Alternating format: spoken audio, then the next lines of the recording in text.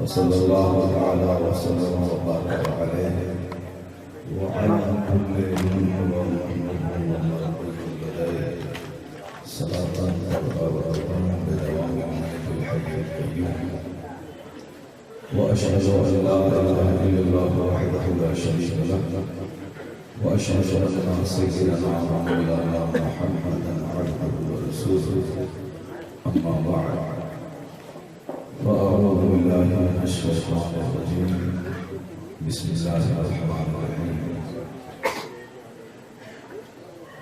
ولا تحسبن الله غافلا عما يعمل الظالمون.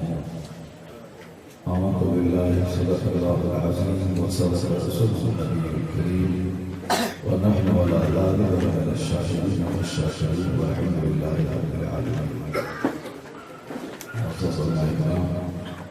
ومحترم سلام حسين أيها البراء جاء إمام مسلم سيد العزة جناب محمد رسول الله صلى الله عليه وسلم نظران الرد والمعي سعادة حسن اللهم صل على سيدنا مولانا محمد وعلى آله وصحبه وآله وسلم صلى الله عليه وسلم. أقسم الله وسلم فما ذلك من صلى عليه مرة واحدة صلى الله عليه وسلم. جس نے مجھ پر ایک بار ضرور بھیجا اللہ اس پر رحمتیں نازل فرمائے.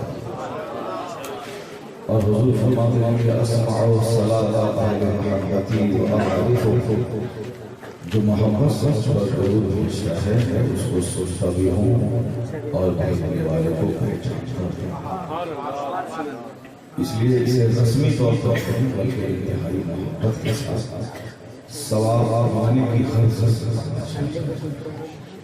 راستہ چلتے، گھر میں اٹھتے بیٹھتے لیتے، سفر کرتے بھائی جب تک فرصت ملے ہاتھ کام میں لگے رہے اور زبان کو ایک بار خوب محبت سے سارے زور سے اللہم صلی اللہ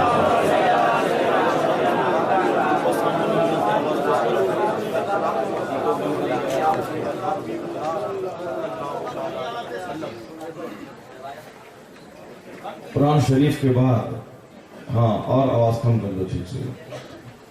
قرآن پاک کے بعد سب سے زیادہ دنیا میں جس کتاب کی تلاوت ہوتی ہے اس کا نام دلائل الخیرات شریف. دلائل الخیرات شریف اس مقدس کتاب کا نام ہے جس میں درود پاک کے تمام صیغوں کو جمع کر دیا گیا ہے. اس کتاب مقدس کی تالیف کے پیچھے بھی ایک عظیم کہانی پوشیدہ ہے. اس کے لکھنے والے علامہ جسوری رحمۃ اللہ علیہ بزرگوں نے کہا ہے کہ جو روزانہ اپنے معمولات میں دلائل الخیرات شریف کو شامل کر لے مرنے سے پہلے وہ شخص ولایت کی خوشبو محسوس کر لے. اب آپ سمجھ سکتے ہیں کہ جو کتاب ولی بنانے والی ہے اسی کتاب کا نام ہے دلائل الخیرات. اس کتاب کے لکھنے والے کا بیان ہے کہ میں ایک بار سفر میں تھا، نماز کا آخری وقت تھا، سامنے کنواں موجود ہے لیکن ڈول نہیں ہے کہ پانی کھینچ کر وضو کرو. تو انہوں نے، کیونکہ اللہ والوں کا حال ہی جدا ہوتا ہے، ان کا دل ان کی زبان دونوں بالکل پاکیزگی سے لبریز ہوتے ہیں.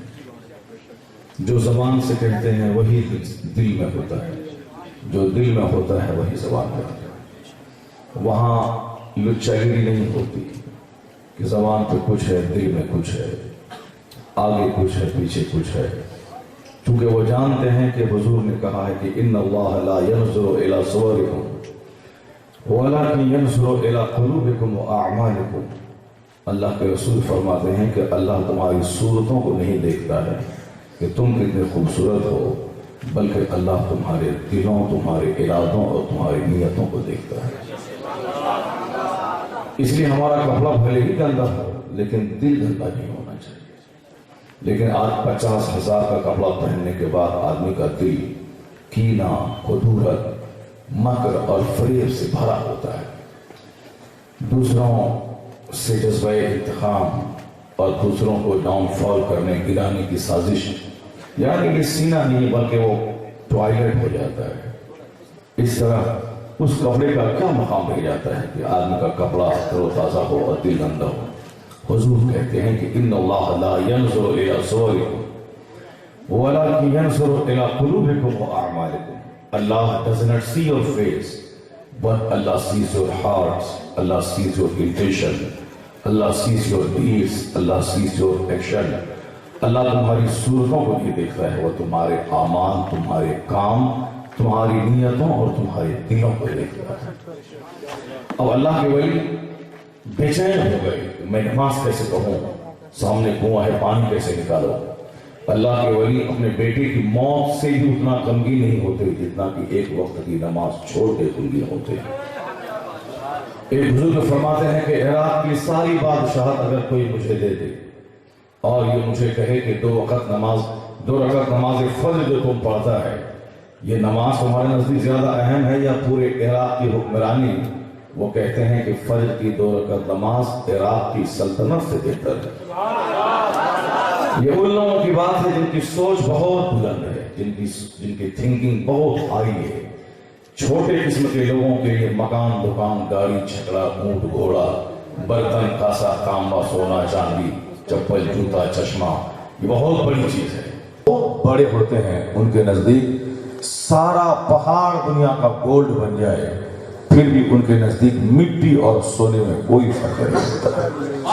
یہ وہ لوگ ہیں جن کا خیال اونچا، جن کی فکر اونچی، جن کی نگاہ کے سامنے جنت ہوتی ہے، جنت کو وہ دیکھتے ہیں، جن کی نگاہ کے سامنے جہنم ہے، جن کو جہنم کو جو دیکھا کرتے ہیں، پھر وہ دنیا کو کیا ترجیح دیں گے؟ حضور فرماتے ہیں موضع صوت فی الجنہ خیر من الدنیا وما فیہا، یعنی تھوڑی جگہ جس میں کہ ایک چابک کوڑا رکھا جاتا ہے، ایک بالشت جگہ مان لیں، ایک بالشت جگہ جنت میں دنیا اور دنیا میں جو کچھ ہے اس سے بہتر ہے۔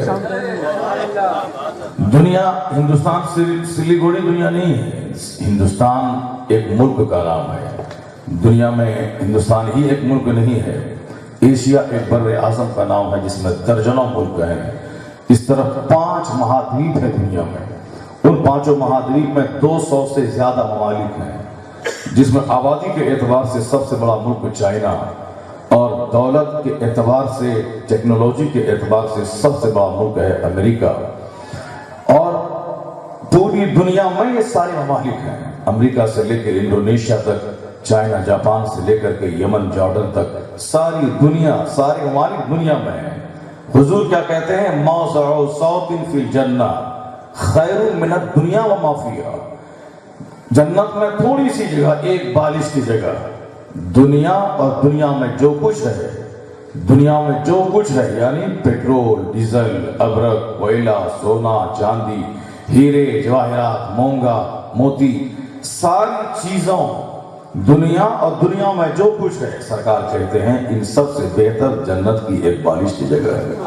اللہ، تو جن کی نگاہ میں وہ جنت سما جائے، ایک معمولی درجے کے جنتی کو اللہ اتنا بڑا مکان دے گا کہ جہاں تک نظر جائے گی اس کا اپنا ہی مکان ہوگا، اور وہ ایسا مکان ہوگا جس مکان کی اینٹ سونے اور چاندی کی ہوگی، اور جس اینٹ کو جوڑا گیا ہوگا دیوار بنانے کے لیے مشک اور گاری سے جوڑا گیا ہوگا، مشک اور کستوری، اور اس جنت کی جو زمین ہوگی ہیرے اور جواہرات کی زمین ہوگی، اور جنتی کو حور اس طرح ملے گی، اس قدر حسین و جمیل کہ اگر وہ تھوک دے تو دنیا کے 7 سمندر کا کھارا پانی میٹھا ہو جائے گا۔ وہ حور کا بال اگر دنیا کے لوگ دیکھ لیں تو ان کے حسن کو دیکھ کر بے ہوش ہو جائیں۔ اب آپ بتائیں کہ جس مومن کے دماغ میں وہ حور بس جائے گی، جس کے دماغ میں وہ سونے چاندی کا جنت کا مکان جہاں تک نگاہ جائے گی وہاں تک جنتی کو وہ مکان ملے گا، جس کے دماغ میں وہ مکان بس جائے وہ دنیا کے سونے چاندی کے مکان کو ویلیو دے گا کیا؟ وہ دنیا کی ساری چیزوں کو وہ روند دے گا، کیونکہ اس کی نگاہ کے سامنے جنت ہے۔ یہی وجہ ہے کہ آقا چاہتے ہیں کہ مسلمان اس دنیا پر ریجھے نہیں بلکہ ہر وقت جنت کے تصور میں رہے، تاکہ دنیا کا سارا آرام اس جنت کے آرام کے سامنے ہیچ ہو جائے۔ یہی وجہ ہے کہ مومن جلدی مرنا چاہتا ہے، مومن جلدی دنیا سے جانا چاہتا ہے، تاکہ ہم قبر میں سب سے پہلے مصطفیٰ کا دیدار کر لیں۔ مومن مرنا چاہتا ہے تاکہ جلدی سے جنت کا ٹھکانہ دیکھ لیں۔ مومن کے لیے موت تحفہ ہے، کافر کے لیے موت بہت جٹیل اور سنگین سمسیا ہے۔ کافر موت سے گھبراتا ہے، کافر مرنا نہیں چاہتا ہے، وہ لمبی عمر چاہتا ہے۔ اور مومن، مصطفیٰ کہتے ہیں الموت تحفۃ المومن، مومن کے لیے موت تحفہ ہے، اس لیے کہ جو مر جاتا ہے بے شمار فتنوں سے محفوظ ہو جاتا ہے، اور جو زندہ ہے اس دنیا کے پل پل میں ہزاروں خطرات پوشیدہ ہے۔ کب کس کی بیٹی خاندان کی ناک کٹائے گی، کب کس کا بیٹا کسی چماج کی بیٹی کو لے کے بھاگے گا، کب کون سماج میں ذلیل ہوگا، رسوا ہوگا، کل کون خرموں میں کھیلنے والا خاک پتی ہو جائے گا، کل کون آدمی سماج میں کسی میٹر کو لے کے رسوا ذلیل ہو جائے گا۔ سب کے سامنے ہر پل میں رسوائیوں کا سمندر اور سیلاب چھپا ہوا ہے۔ جب تک زندہ ہے، جب تک آدمی عزت سے مر نہ جائے، کب وہ ذلیل ہوگا، کب وہ سماج کے سامنے رسوا ہوگا کہنا مشکل ہے۔ کب ان کی عادت بگڑے گی، کب ان کے حالات بگڑیں گے۔ اس لیے کہا گیا ہے کہ موت مومن کے لیے تحفہ ہے۔ جب وہ مر جاتا ہے تو بے شمار فتنوں سے نجات پا جاتا ہے۔ لیکن مشکل انسان کی ہے کہ آدمی اسی موت کو برا سمجھتا ہے، کافر موت کو برا سمجھتا ہے، لیکن جس کے دماغ میں جنت سما جائے، حضور کی زیارت سما جائے، وہ جلدی سے مرنا چاہتا ہے کہ مر جاؤں۔ یہی وجہ ہے کہ ہم لوگ دیکھتے ہیں کہ ایک شہید کو ہزاروں تلواروں کے زخم لگے، نیزوں کی اینیاں چمکی، تلواریں چمکی، وہ خون میں لت پت ہو گئے، لیکن یہ ہم اس کو دیکھتے ہیں اور ان کا حال یہ ہوتا ہے کہ ان کی نگاہوں میں جب جنت سما جاتا ہے تو وہ خاک و خون میں لوٹ پوٹ ہو کر ہزاروں تیروں کے زخم کھانے کے باوجود ان کی نگاہ کے سامنے جنت ہوتی ہے تو وہ سارا زخم بھول جاتا ہے، سارا زخم بھول جاتا ہے۔ حدیث میں آیا کہ الشہید یجد علم القتل، شہید قتل کی تکلیف ایسا ہی محسوس کرتا ہے جیسے تم میں سے کوئی چونٹی کے کاٹنے کی تکلیف برداشت کرتا ہے۔ وہ زخمی ہوتا جاتا ہے۔ جنت میں جانے کے بعد کوئی دوبارہ لوٹنا نہیں جائے گا، لیکن ایک شہید ہی ہے جو جنت میں جانے کے بعد تک کہے گا اے اللہ تیری جنت میں وہ لطف نہیں ہے جو لطف تیری راہ میں میدان جنگ میں اپنی گردن کٹانے میں ہے۔ اب شہید کہتا ہے کہ شہید گردن کٹانے میں، تیر کا زخم سہنے میں جو مزہ ہے وہ جنت میں نہیں ہے۔ کیوں؟ اس لیے کہ وہ دیدار الہی میں محو ہو جاتا ہے۔ ہاتھ کٹتے ہیں، پاؤں کٹتے ہیں، اس کی آنکھیں کٹتی ہیں، جگر نکلتا ہے، سارے اعضاء زخمی ہوتے ہیں، لیکن وہ دیدار الہی، تجلیات الہی کے دیدار میں اس قدر محو ہو جاتا ہے، سارا انگ کٹتا رہتا ہے، دیدار کا لطف دوبارہ ہوتا چلا جاتا ہے۔ یہ چونکہ خاطی کی غذا ہے، جھوٹی کے سمجھ میں آنے والی چیز نہیں ہے۔ یہی وجہ ہے کہ ہم لوگ بخار سے ڈرتے ہیں، لیکن وہ لوگ ہمارے ہاں ایک موت ہوتی ہے تو ہم ایک سال تک ہوش میں نہیں آتے، ایک سال تک ہر وقت خطبہ پڑھتے رہتے ہیں میرا بیٹا ایسا تھا، میرا بیٹا ایسا تھا، لیکن ایک بیٹا جو نارملی ڈیتھ کر گیا اس کے صدمے سے سالوں سال ہم چور چور رہتے ہیں، لیکن جس کا بیک وقت ایک نہیں آنے کو بیٹا شہید ہو گیا ہو، شہید ہونے کے بعد اس کی آنکھ میں آنسو کے قطرے نہیں ہے میرا بیٹا مر گیا، نہیں، بلکہ چہرے پہ مسکراہٹ ہے کہ میرا جوان بیٹا اللہ کے کام آ گیا، دین کے کام آ گیا۔ وہ اولاد کٹا کے اس کو مسرت حاصل ہوتی ہے، وہ سب کچھ لوٹا کے مسرور ہوتے ہیں، وہ ساری تمناؤں ساری خواہشات کو پاؤں کے نیچے روند دیتے ہیں۔ اس کی نگاہ کے سامنے صرف ایک ہی نشہ ہوتا ہے کہ اللہ رب العزت مجھ سے راضی ہو جائے۔ قیامت کے دن میری اولاد، میرا سارا کنبہ جو اللہ کے کام آ جائے اور ہم اس کنبے کو دیکھ کر سرخرو ہو جائے کہ الہی یہ میرا گھر والا ہے جس نے تیری رضا کی خاطر سب کچھ لٹا دیا ہے، اس کے لٹنے پر مجھ کو کوئی ملال نہیں ہے۔ جو جوان بیٹی کی میت پہ نہ رویا وہ حسین، جو دہتی آگ کے بستر پہ سویا وہ حسین۔ جو لوگ کہتے ہیں کہ حسین نے سینہ پیٹنے لگا، حسین بیٹے کی موت پہ چیخنے لگا، وہ بزدل ڈرپوک ظالم ہے۔ وہ نہیں جانتا ہے کہ اسلام کیا ہے، وہ بیوقوف اور احمق ہے۔ میں کہتا ہوں ابھی 1 مہینہ پہلے ہندوستان کے چند سپاہی مارے گئے کشمیر میں۔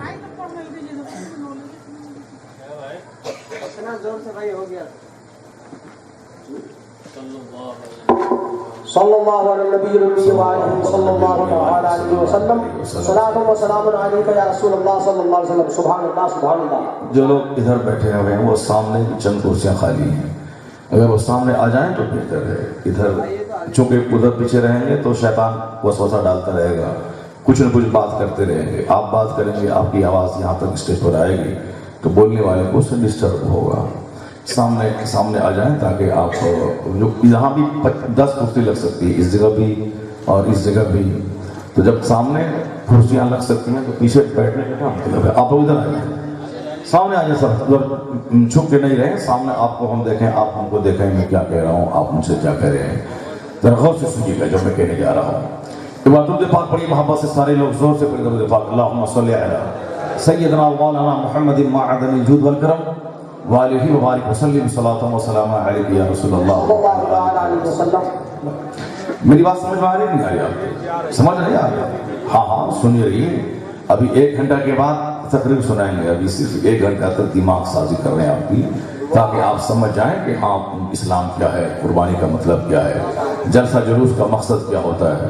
ایسا نہیں کہ جلسہ جلوس کوئی کاریکرم نہیں ہے وہ کافروں کی طرح کہ اب جلسہ ہو، یہ پروگرام ہو گیا، سارے لوگ ہنسنے لگے، ریلیکس ہو گئے، ڈانس کرنے لگے، اسٹیج پہ ڈانس ہو رہا ہے، ہم لوگ مزہ لے لیا، اپنا 2 گھنٹہ بیٹھے چلے گئے، کوئی آ رہا ہے، کوئی جا رہا ہے، کوئی پان کھا رہا ہے، کوئی چائے پی رہا ہے۔ یہ جلسہ نہیں ہوتا ہے، وہ جلسہ کا مطلب ہوتا ہے کہ جب آدمی بیٹھے تو آدمی کو آخرت یاد آ جائے، آدمی اپنے گناہوں کو یاد کر کے ان کی آنکھوں سے آنسو کے قطرے بہنے لگے، آدمی اپنے شہداء کو یاد کرنے کے بعد ان کو زندگی سے نفرت اور موت سے محبت ہونے لگے۔ ساری دنیا تو پیسے کی بات کر ہی رہی ہے، مگر کوئی جنت کی بات کرنے والا تو ہو، کوئی آخرت کی بات کرنے والا ہو۔ ساری دنیا ہنس رہی ہے، کامیڈی کا پروگرام لوگ کر رہے ہیں تاکہ غم کو بھول جائیں، ٹینشن کو بھول جائیں۔ غم اتنا لوگوں نے خود سے پال کے رکھا ہے، اس قدر ٹینشن میں لوگ آ گئے، اتنی ساری تمنائیں چھوٹے سے دماغ میں ہیں، شاندار مکان ہو، بنگلہ ہو، گاڑی ہو، سب کچھ ہو، اب یہ ساری تمنائیں دماغ میں ہیں، وہ سکون سے نیند کیسے لے گا؟ یہی وجہ ہے کہ پیسہ بڑھتا جاتا ہے، بیماریاں بڑھتی جاتی ہیں، پیسے بڑھتے جاتے ہیں، لوگوں کا سکون لٹتا جاتا ہے، سکون ملے گا کہاں؟ کوئی سکون ڈھونڈتا ہے رات بھر ٹی وی چلا کے، مگر وہ ٹی وی چلاتا ہے اس کی آنکھ خراب ہو رہی ہے۔ کوئی سکون تلاش کرتا ہے دارجلنگ کے پہاڑی پہ سورج کے اگنے کا منظر دیکھ کر، وہ جس وقت وہ منظر دیکھتا ہے کہ سورج ناچتا ہوا اڑ رہا ہے، دیکھنے وقت تک اچھا لگتا ہے، اس کے بعد جب وہ آتا ہے پھر وہی بیوی اور بچوں اور مکان اور دکان اور گاڑی کا ٹینشن رہتا ہے۔ تو جب تک آدمی سویا ہے تھوڑی دیر کی راحت مل گئی، لیکن جب جاگا ہے وہی ٹینشن ہے۔ یہ اللہ کی طرف سے ایک پنشمنٹ ہے کہ جس نے بھی گاڑی میں سکون تلاش کرنا چاہا، 10 لاکھ نہیں 10 کروڑ کی جاگوار کمپنی کی کار آ گئی مگر سکون نہیں آ سکا۔ جس نے 2 لاکھ کے صوفہ میں سکون چاہا، 2 لاکھ کا صوفہ گھر میں آ گیا مگر سکون نہیں آ سکا۔ جس نے 50 کروڑ کے بنگلے میں چین ڈھونڈا تھا، 50 کروڑ کا ایک نہیں شہر میں 5 مکان بنا لیا مگر سکون نہیں آ سکا۔ آج کی تاریخ میں پورے بھارت کا سب سے بڑا مالدار مکیش امبانی ہے، جن کے پاس بمبئی میں 1700 کروڑ کا بنگلہ ہے، 17 کروڑ نہیں 1700 کروڑ کا بنگلہ جن کے پاس ہے، جن کے پاس کئی کروڑ کا ہیلی کاپٹر، ان کے پاس بیوی کے پاس، ہم لوگ کیا کما پائیں گے جتنی دولت ان کے پاس ہے۔ آج ایک شمار جو مردے کی کھال کل کھینچتا تھا وہ آج ایک ارب کے مکان میں رہ رہا، جو ڈوم کل تک پاخانہ ڈھوتا تھا آج وہ بھی 10-20 لاکھ کی کار پہ چل رہا ہے۔ پیسوں کا کوئی ویلیو نہیں رہ گیا، لیکن لوگ اسی پیسے کے پیچھے پاگل ہوتے ہیں، اور جتنا پیسہ کماتے جاتے ہیں اتنی ہی بےچینی بڑھتی جاتی ہے۔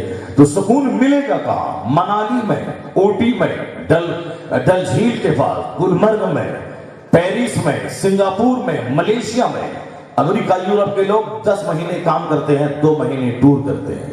ہندوستان میں بھی دھیرے دھیرے وہی شوق جاگ گیا ہے، لوگ 15-20 دن کی چھٹی منانے، کوئی دارجلنگ، کوئی سکم، کوئی ہماچل، کوئی اروناچل، کوئی اوٹی، کوئی نینی تال جا رہے ہیں۔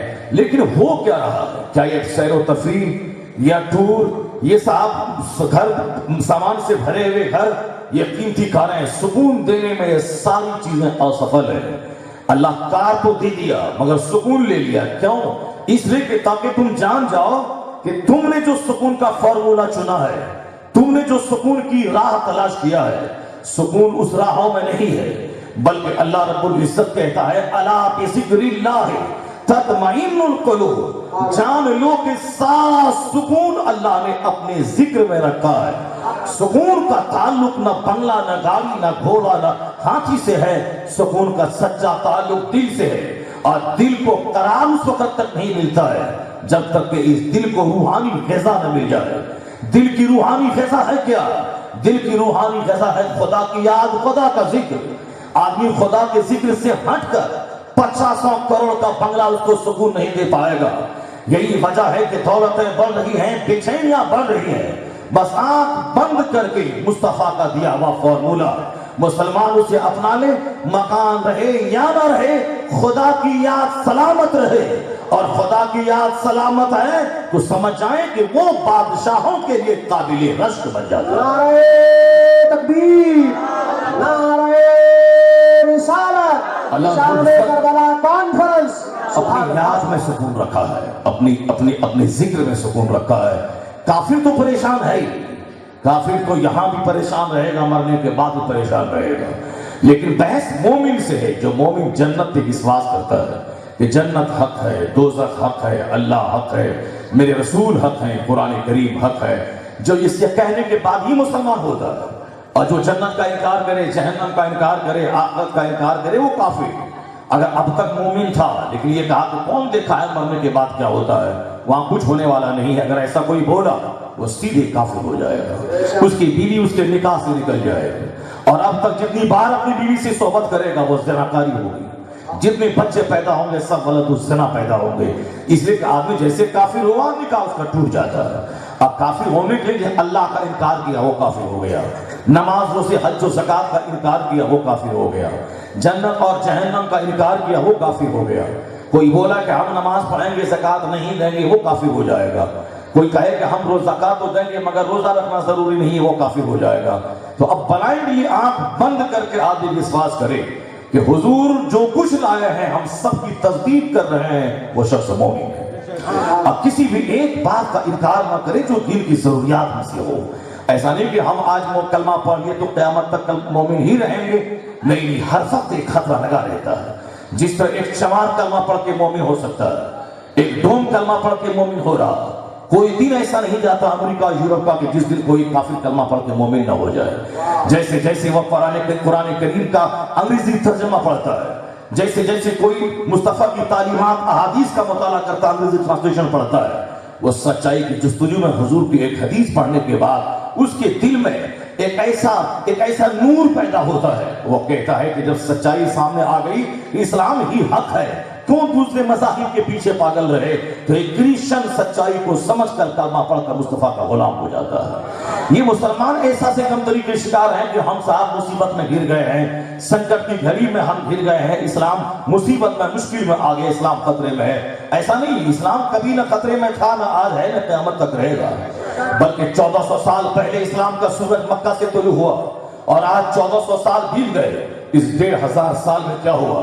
پہلا دن جس دن حضرت بلال نے کلمہ پڑھا تھا, جس دن صدیق اکبر رضی اللہ تعالیٰ عنہ نے کلمہ پڑھا تھا, اس دن گنتی کے چند لوگ تھے جو کلمہ پڑھنے والے تھے. جس دن فاروق اعظم رضی اللہ تعالیٰ عنہ کلمہ پڑھے, فاروق اعظم وہ 40ویں شخص تھے کہ 3 سال کے اندر میں صرف 40 لوگوں نے کلمہ پڑھا, یعنی 40 لوگ کلمہ پڑھے. جس وقت پوری دنیا میں 40 لوگ ہی کلمہ پڑھنے والے تھے, اس وقت دنیا کا کیا حال ہوگا. جس دن کلمہ پڑھنے والوں کو آگ کے بستر پہ سلا کے اس کی پیٹھ کو چربی سے پگھلا کر ہلاک کر دیا جاتا تھا, وہ دن کیسا دن ہوگا جس دن چھپ چھپ کے لوگ کلمہ پڑھتے تھے. حضرت ارقم کے گھر میں سرکار دو جہاں ہے, اس گھر میں آپ کے چند اصحاب ہیں. لوگ مکہ خانہ کعبہ کے پاس نماز پڑھنے نہیں جا سکتے کافروں کے خوف سے, وہ دن کیسا ہوگا. لیکن جب دوبارہ نقشہ پلٹا ہے اسلام کا, 40 لوگ نہیں, 2 لوگ نہیں, بلکہ صرف 23 سال کی مختصر سی مدت میں 1,24,000 کا ٹھاٹھے مارتا مجمع میدان عرفات میں جمع ہو گیا. 1,24,000 کا مجمع 23 سال کے اندر میں. 1400 سال پہلے اسلام کا اس کے نام سے دنیا نہ آشنا تھی، لیکن آقا دو جہاں مکے میں 13 سال رہنے کے بعد ہجرت کر کے مدینہ آ گئے۔ مدینے میں جب آئے تو کبھی میدان بدر میں، کبھی میدان احد میں، کبھی خیبر و خندق میں۔ 7 سال کے بعد مکہ المکرمہ فتح ہوا۔ 12,000 کا لشکر جرار ان کے ساتھ جمع ہو گیا، جو رات کے سناٹے میں تنہا اپنے دوست ابو بکر کے ساتھ مدینہ ہجرت کر کے گئے تھے۔ ڈاکٹر لامارٹن اپنے دور کا ایک بہت بڑا دانشور ہے۔ وہ دانشور کہتا ہے greatness of purpose, smallness of means and astounding of result. If these are 3 criteria of human genius, who could dare to compare any great man in modern history with Prophet Muhammad? ذرا دیکھیں وہ پڑھا لکھا دانشور جو ہندوستان کے ہزاروں پڑھے لکھوں پر بھاری، وہ کیا کہتا ہے؟ مقصد کی بلندی، وسائل کی تنگی اور حیرت انگیز نتیجہ، یعنی ادیش مہان ہے کہ ساری دنیا میں اسلام جائے گا، سادھن اتنا سمیت ہے کہ چچا دشمن، خاندان کے لوگ دشمن، اس کے باوجود رزلٹ یہ نکلا کہ پورا مکہ فتح ہو گیا، اسلام کو ایک سلطنت مل گئی، مدینہ اس کی راجدھانی بن گیا، یمن سے لے کے عراق تک اسلام کا دائرہ وسیع ہو گیا، اور دیکھتے ہی دیکھتے سرکار کے وصال کے بعد صدیق اکبر کے 2 سالہ پیریڈ میں اسلام کا دائرہ اور وائڈ ہوتا چلا گیا۔ آقا دو جہاں کے پردہ فرما جانے کے بعد صدیق اکبر کے وصال کے بعد فاروق اعظم خلیفۃ المسلمین بنے۔ ان کے 10 سالہ پیریڈ میں اسلام کا رینج اور وائڈ ہوا، ایسا کہ ایران جیسا ملک مجوسیوں کا سارا ملک اسلام کے قبضے میں آ گیا۔ اور کہتا ہے ڈاکٹر لامارٹن سے کہنے کا مینر بول رہا ہے کہ اسی فاروق اعظم کے زمانے میں روم جیسا ملک نصرانیوں کا، جس روم کے بادشاہ کو قیصر بولا جاتا تھا اور جس ایران کے بادشاہ کو کس طرح کہا جاتا تھا، فاروق اعظم کے زمانے میں وہ روم جو دنیا کی مہاشکتی وہ روم کہلاتا تھا، وہ روم فاروق اعظم کے زمانے میں فتح ہو گیا۔ اسلام روم سے لے کر ایران تک، ادھر یمن سے لے کے عراق کی وادی تک سارے عرب کی زمین مسلمانوں کے قبضے میں آ گئی۔ سبحان اللہ، مسلمانوں کا بادشاہ، مسلمانوں کی آرمی، مسلمانوں کا جج، مسلمانوں کا ادارہ، مسلمانوں کی درسگاہیں، مسلمانوں کا گورنر، مسلمانوں کا چپراسی، مسلم آرمی، مسلم پیون، مسلم جج، مسلم فائٹر، مسلم رولر، مسلم ایڈمنسٹریٹر، یعنی روئے زمین کے بڑے حصے پر اسلامی سلطنت قائم ہو گئی، اسلام کا غلبہ ہو گیا۔ پہلا دن کہ ایک کلمہ پڑھنے والا تھا، جو کلمہ پڑھے گا اسے مار دیا جائے گا، جو کلمہ پڑھے گا اس کے آگ کے حوالے کر دیا جائے گا۔ لیکن دھیرے دھیرے اسلام ایسا غالب آیا، جن لوگوں نے مسلمانوں کو کاٹا تھا وہی کلمہ پڑھ کے اسلام کی خدمت کرنے لگا۔ جو دشمن اس پیغمبر اعظم کی راہ میں کانٹے بچھاتے تھے، جو سرکار دو جہاں کے گلے میں چادر ڈال کے کھینچا تھا، جنہوں نے آقا دو جہاں کی پیٹھ مبارک پر اونٹ کی اوجڑی ڈال دی تھی، سرکار سجدے سے سر نہیں اٹھا پا رہے تھے، وہ دشمن جو حضور کے خاندان بنو ہاشم کا 3 سال تک بائیکاٹ کیا تھا، وہ دشمن جو آقا دو جہاں کو قتل کا منصوبہ جس نے دارالندوہ میں بنایا تھا، لیکن وہ سارے دشمن اس وقت دھارا شاہی ہو گئے جب حضور مدینہ ہجرت کرنے کے بعد 8 سال کے بعد فاتحانہ شان سے مکہ میں داخل ہوئے۔ اس وقت سب لوگ کانپتے تھے مکہ کے کہ محمد مصطفیٰ اکیلے نہیں، 12,000 کا لشکر جرار ان کے پاس ہے، اب یہ چن چن کے سب کو مارے گا۔ جس نے گلے میں چادر ڈال کے کھینچا تھا اسے بھی وہ ماریں گے، جس نے پیٹھ پر اونٹ کی اوجڑی ڈالی تھی اسے بھی وہ ماریں گے، جس نے 3 سال تک بنی ہاشم کا بائیکاٹ کیا تھا اسے چن چن کے قتل کریں گے مصطفیٰ۔ سارے لوگ اپنے گھروں میں ڈر رہے تھے، سہم رہے تھے، سینے میں دل کانپ رہا تھا، لیکن ایک اعلان مصطفیٰ کی طرف سے آیا۔ آپ فرماتے ہیں تم لوگوں کی مجھ سے کیا امیدیں ہیں، میں تیرے ساتھ کیا سلوک کروں گا۔ کسی کہنے والے نے کہا کہ تو کریم، تیرا باپ کریم، تو کریم ابن کریم ہے، یعنی تیرا باپ بھی کریم سخاوت سکی تھا اور تو بھی سکی ہے۔ سرکار دو جہاں نے کہا تم ڈرو مت، بلکہ میری طرف سے آج یہ اعلان ہے، لا تثریب علیکم اليوم، آج تمہارے جرم کا کوئی مواخذہ نہیں ہوگا، آج تمہاری کوئی پکڑ نہ ہوگی، بلکہ تم سب کے آزاد ہو۔ آقا دو جہاں نے جانی دشمنوں کو معاف کیا، سرکار نے جانی دشمن کو معاف کیا، سرکار نے اپنے قاتلوں کو معاف کیا، اپنے قتل کے منصوبہ بنانے والوں کو معاف فرمایا۔ آقا دو جہاں کے عام معافی کا جب اعلان ہوا تو حضور کے صبر نے کافروں کے غرور کو توڑ دیا. حضور کی عاجزی اور خاکساری نے ان کافروں کے سینوں سے نفرت کے درد و غبار کو دھو دیا. جب ان لوگوں نے دیکھا کہ مصطفیٰ جان کے دشمنوں کو معافی کا اعلان کر رہے ہیں, ضرور انہوں نے کہا کہ سچائی کا مذہب سچا ہے. تو پہلے ایک آدمی کلمہ نہ پڑھتا تھا, اور آج مصطفیٰ کے اخلاق اور عام معافی کے اعلان کی وجہ سے سب کا سینہ نفرت سے پاک ہوا. فوج در فوج ہزاروں لوگ کلمہ پڑھ کے اسلام میں داخل ہو گئے. اذا جاء نصر اللہ والفتح ورأیت الناس يدخلون فی دین اللہ